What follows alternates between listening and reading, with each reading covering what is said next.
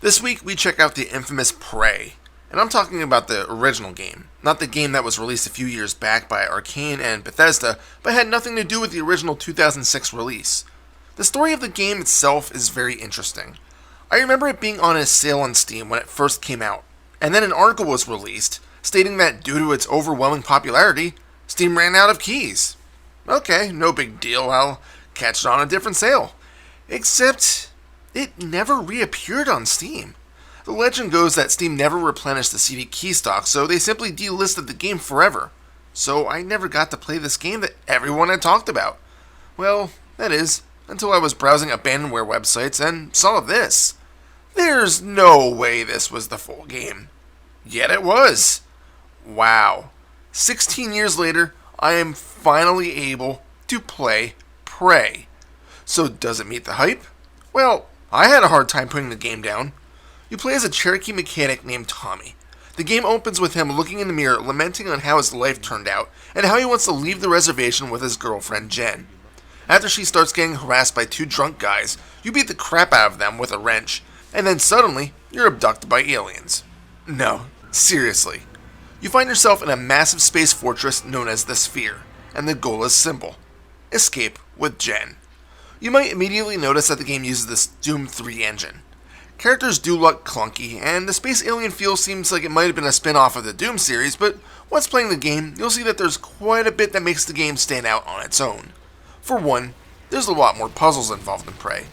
Sure, you'll do your normal blasting of alien foes using a multitude of interesting weapons, which I'll get to shortly, but you'll also need to use your brain. There are portals that link you from place to place.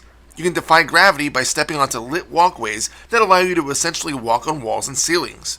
The game uses this kind of stuff to put barriers up to prevent progress, along with one of the game's biggest gimmicks, the Spirit Walk. To perform this Spirit Walk, you press a key, and Tommy's soul will separate from his body, therefore acting like an out-of-body experience. In this, you can pass through energy barriers, press buttons, and fire off magical arrows to defeat any foes that you may encounter. Although you can remain in this form indefinitely, you do have a gauge tied to it, and when it's empty, you cannot fire off any additional arrows. Killing enemies will drop a puff of energy, and collecting it will recharge your Spirit Walk ammo. It's a pretty neat feature, and something you'll need to use often to clear obstacles. Back to the weapons. There isn't really a lot of them, but each does have excellent uses, and as an extra benefit, each gun also has a secondary use. The first weapon you get is an assault rifle of sorts, and although not terribly accurate on its own, its secondary form brings up a sight, allowing you to change it into a stupidly powerful sniper rifle. Not a bad starting weapon, methinks. The second weapon makes use of the fixtures on walls that emit various forms of elemental energy.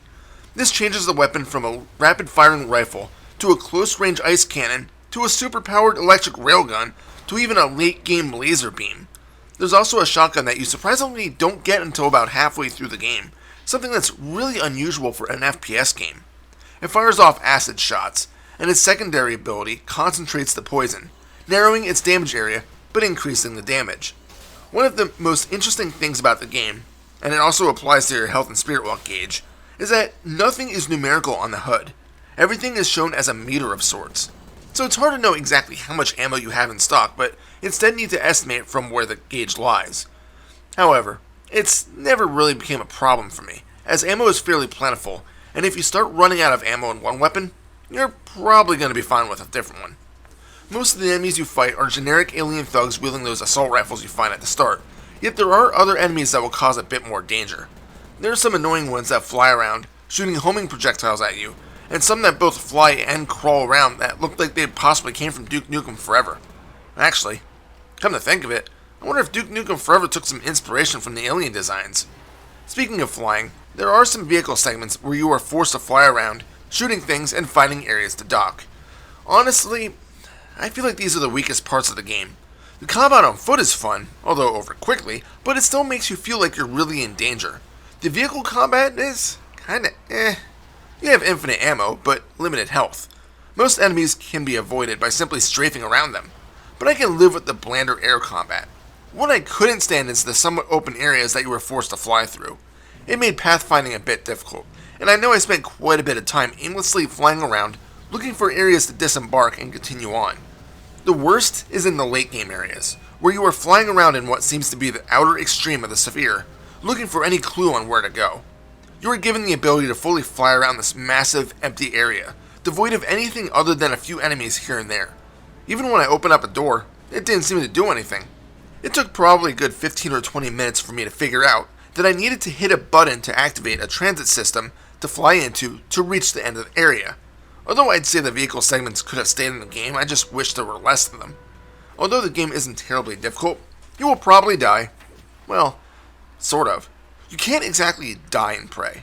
If your health reaches 0, the game sends you to a minigame of sorts, in which you simply need to shoot down colored flying demons that correspond to your life and spirit walk power.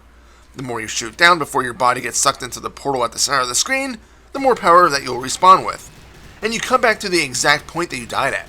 So by failing, it's more of an inconvenience than a problem. It's an interesting system, to be sure. Speaking of dying, you might run into situations where you need to in order to replenish spirit walk energy.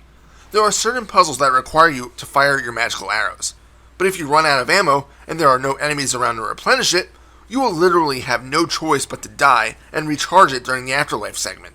It doesn't happen often, but if you don't properly manage your energy, or simply don't know what a puzzle entails, it may be required to fling a grenade or two to your feet. For as awesome as this game is, there are a few things that make me go, why are things done this way? For one, running is non-existent. Granted, your standard movement speed is good enough for the game, but most FPS games have a run option, so it's curious to know why that's not the case here.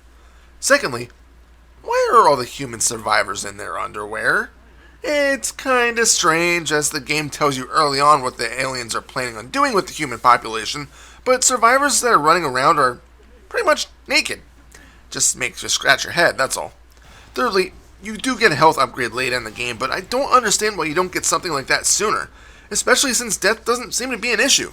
Granted, it is part of a plot exposition, but it could have been cool to have more of these health upgrades in out of normal sight areas that would allow you to explore a bit more than currently necessary. I have mentioned that the game runs on the Doom 3 engine, so the graphics as a whole look pretty good. Of course, the human models look pretty clunky, and that was a thing that I realized right from the start of Doom 3. It's just how the engine works, though. The aliens, though, look fantastic.